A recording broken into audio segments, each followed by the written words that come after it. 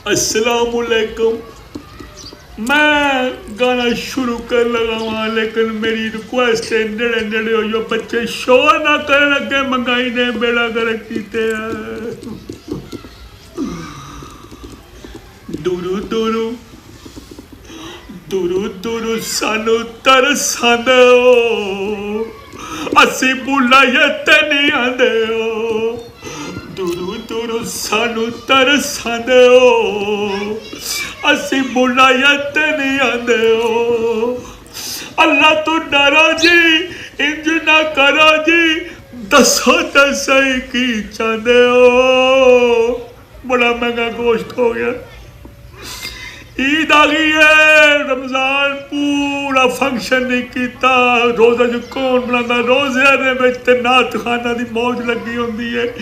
एक नात पढ़ते ने गिलास भर जाता है, 10 साल दिहाड़ी ला के टुर जाते हैं। दूजे घर फिर जाके नात बोलते हैं, फिर उत्ते कमाते। मौलवियां दी मौजा सन, सिंगरां दा अजाब सी। हूँ शादियां के फंक्शन शुरू होंगे, फिर जाके हालात बेहतर होंगे।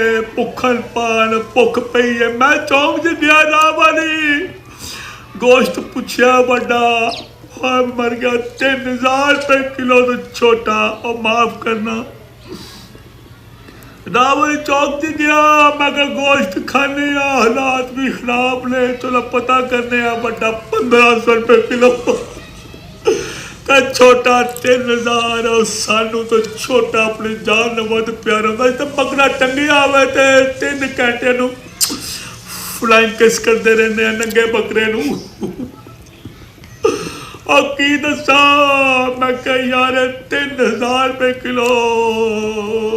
मैंने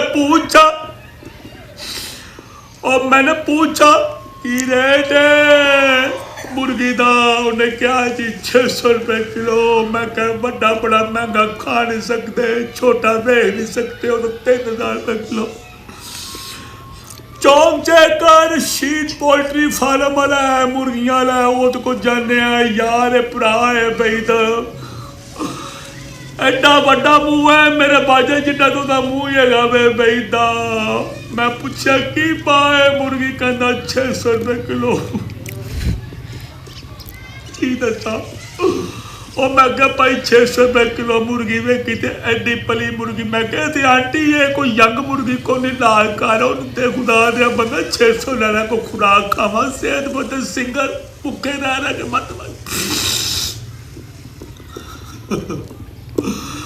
कोल बैठा होंगे एक अतीक, दाढ़ी उन्हें रखी है, वेखन बड़ा शरीफ लगता। शादियों ने 4 कीतियां ने और 3 शादियां इंज करदा जिवें बंदा एक हाथ देंदा, दूजे हाथ नूं पता नहीं चलता। वो एक शादी करदा, दूजी नूं नहीं पता चलता, दूजी करदा, तीजी नूं नहीं पता लगता। हुण चौथी कीती, सानूं किसी नूं नहीं पता लगा। और मैनू कहंदा भाई जी 600 रुपये किलो है। मैं कह यार एडी वड्डी आंटी है, मुर्गी कोई यंग कोई नहीं। अगों मन कहंदा भाई जी यंग कुड़ियां मुंडियां दा बेड़ा कर कोया, पापड़ निमको दाल सिंगर सलैंटी खा खा के मेदे खराब मुँह बिच वड़ गया। सारी सारी रात फोन एक दूजे नूं करदे ने, मुँह बिच वड़ गया, अखां पीलियां हो गई।